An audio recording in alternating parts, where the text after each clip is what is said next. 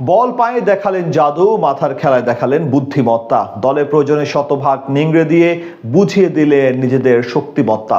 কখনো প্রতিপক্ষের রক্ষণ ভেদ করেছেন, কখনো ড্রিবলিং করে গোল করার সুযোগ তৈরি করেছেন। চিরচেনা ছন্দে প্রতিটি মুহূর্তে দলের জন্য লড়াই করেছেন। হাইতির বিপক্ষে ব্রাজিলের ম্যাচে এই তারকার এমন পারফরমেন্স ও ডেডিকেশন নিয়ে বাকিটা জানবো এই রিপোর্টে। দলের সেরা তারকা নেইমার নেই, রাফিনিয়া একের পর এক গোল মিস করছিলেন, এমনকি হাফ টাইমের আগেই ইনজুরি নিয়ে মাঠ ছেড়েছেন তিনি। এমন সময় দায়িত্বটা ভিনিসিয়াস জুনিয়রকেই নিতে হতো, আর সেটাই করলেন তিনি। গোল করলেন, করালেন, ম্যাজিক দেখালেন। সব মিলিয়ে ভিনিসিয়াস জুনিয়রময় এক ম্যাচ দেখলো গোটা বিশ্ব। কার্লো আনচেলত্তির পরামর্শে পুরো পাল্টে গেলেন এই রিয়াল মাদ্রিদ ফরওয়ার্ড। প্রথমার্ধের পুরোটা সময় তার ম্যাজিক দেখলো গোটা ফুটবল বিশ্ব। এবারের বিশ্বকাপে ব্রাজিলের জন্য সবচেয়ে বড় তারকা ভিনিসিয়াস জুনিয়র।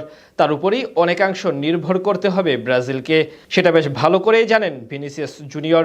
তাই দায়িত্বটা নিজের কাঁধেই নিয়ে নিয়েছেন তিনি। প্রথম ম্যাচে মরক্কোর বিপক্ষে যখন পিছিয়ে পড়ে ব্রাজিল, তখন সেই ভিনি এসেই হাল ধরেন নিজ দলের। এবার হাইতির বিপক্ষে মহা গুরুত্বপূর্ণ ম্যাচে দেখালেন নিজের বাম পায়ের ম্যাজিক। নিজে যেমন গোল করেছেন, তেমনই গোল করিয়েছেন সতীর্থদের দিয়ে। এদিন ম্যাচের 23তম মিনিটে গোল পায় ব্রাজিল। সেখানে প্রধান চরিত্র ছিলেন ভিনিসিয়াস জুনিয়র। বাম প্রান্ত দিয়ে নিজের পায়ের কারিগরি দেখিয়ে প্রতিপক্ষ ডিফেন্ডারদের মাঝে গ্যাপ তৈরি করে সোজা গোলপোস্টে শট নেন তিনি। সেটি প্রথমে প্রতিহত হলেও ম্যাথিউ কোনাহ গিয়ে গোল দিয়ে এগিয়ে দেয় দেশকে। এরপর 36 মিনিটেও গোলের মাঝে অবদান রাখেন এই ফরওয়ার্ড।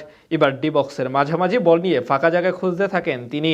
হাইতির রক্ষণের দেয়ালের মাঝখান নিয়ে অসাধারণভাবে স্পেস তৈরি করে ম্যাথিউ কোনাহকে সহজ সুযোগ তৈরি করে দেন ভিনিসিয়াস।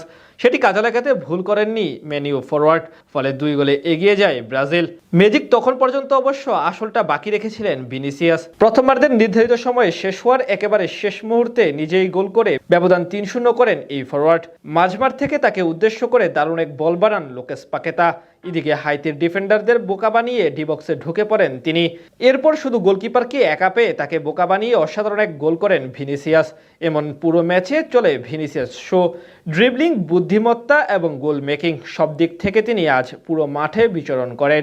বলা চলে একমাত্র ভিনিসিয়াস জুনিয়রের পারফরমেন্সের উপর ভর করে আজ জয় তুলে নেয় ব্রাজিল ফুটবল দল। 2026 বিশ্বকাপটা ভিনিসিয়াস জুনিয়রের জন্য আকাশ সমান চাপের মঞ্চ। ভিনিসিয়াস জানেন হয়তো এবার না হয় কখনো না, তার পুরো কেরিয়ারটা দাঁড়িয়ে আছে এই বিশ্বকাপের উপর। আমেরিকা মেক্সিকোতে তিনি যা করবেন সেটার উপর ভিত্তি করে ইতিহাস তাকে মনে রাখবে।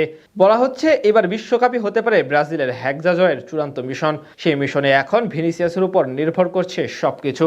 এখন দেখার পালা ভিনিসিয়াস জুনিয়র কতটা পারেন সেই কাঙ্ক্ষিত সাফল্য অর্জন করতে।